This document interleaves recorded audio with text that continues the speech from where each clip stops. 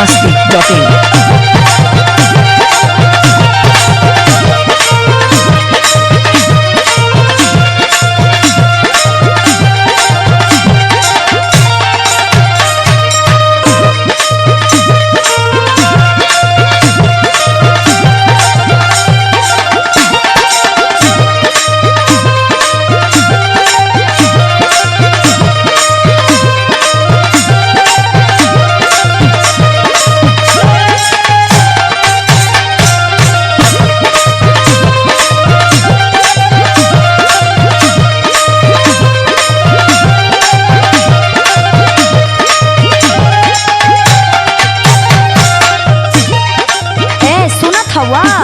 का हो कुछ कहले रहला याद बा? ऐसन तो कोनो बात ना याद आवत ह। अच्छा तो कटनी हो गई तो भुला गइल? ओहो अरे बताइबू कि बुझनी बुझाइबू? आ तू का इतना भूमिका बनावेलू हो? कौनो बात सीधे सीधे ना बोल सकेलू? एक तो इतना टेंशन कपार पे खुदे है, ऊपर से लगाबू तू ऐठे। हाँ हाँ हमरा भी टेंशने न बुझाई, काम निकल गइल ना, नहीं याद आवता तो सुन याद करावता नी। हाँ हाँ बताओ तो तनी। खाली खुशी लाई के करो वाला कटनिया हो, खाली खुशी लाई के करो वाला कटनिया हो, कहि के दिलो ना झोलनिया ना। ई बात है, सीधे न बतावे के चाहत रहल।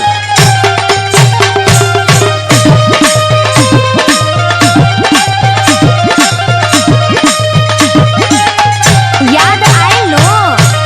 अरे पागल तू तो हमरा यादे बा, लेकिन कुछ दिक्कत बा। अरे सबर का फल मीठा होला, आ तहरो के मिली सबर का फल, आज ना त कल। हाँ तो सबरे नु करता नी।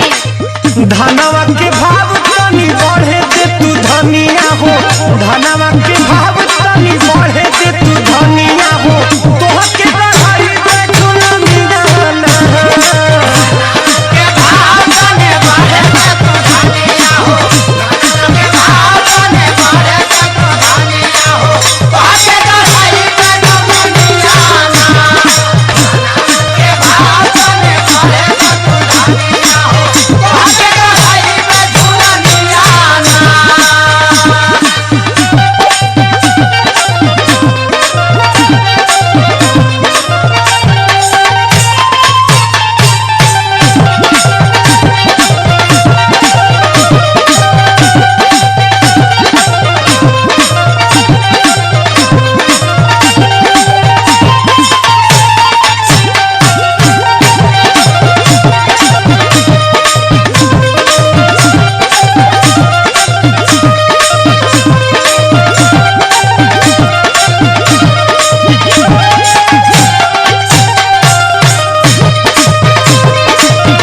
biharmasti.in।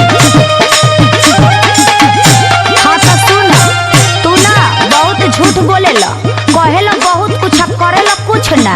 अरे पगली, अरे तू ही हमार हीरा है, तू ही हमार मोती है, तू ही हमार दाल है या तू ही हमार रोटी है, सब कुछ तू ही न है। अरे इतना मेहनतिया तू रही बजे न करीला। हाँ तो सुनियो ला, बहुत पैबा तो प्यार के न रस पैबा, रात से जिया पे रजऊ तो रस जइबा।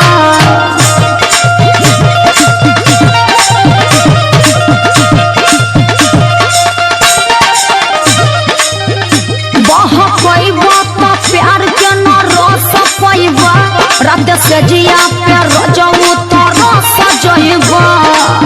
हमारा से चली ना तो हार बाई मनिया हो, हमारा से चली ना तो हार बाई मनिया हो, कहि के दियो ना झुलनिया ना।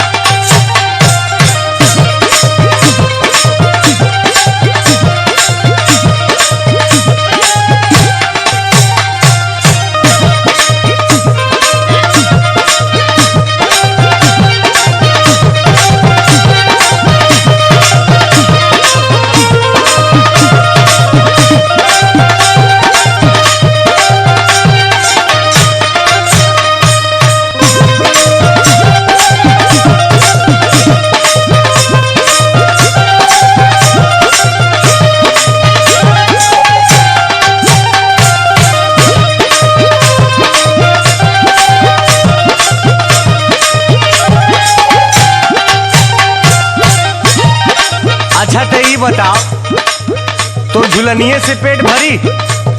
अरे राशनो तो चाहेला साल भर का। तोरा मन के करी ना तो का होई सुन। का होई हो? बड़ा सस्ता बा बेचे में खल जाई हो, पूरा धनवा झुलनिए में चल जाई हो।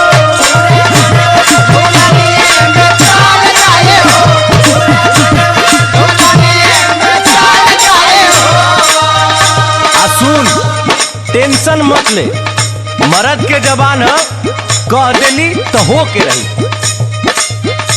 बड़ा सस्ता बा बेचे में खल जाई हो, पूरा धनवा झुलनिए में चल जाई हो।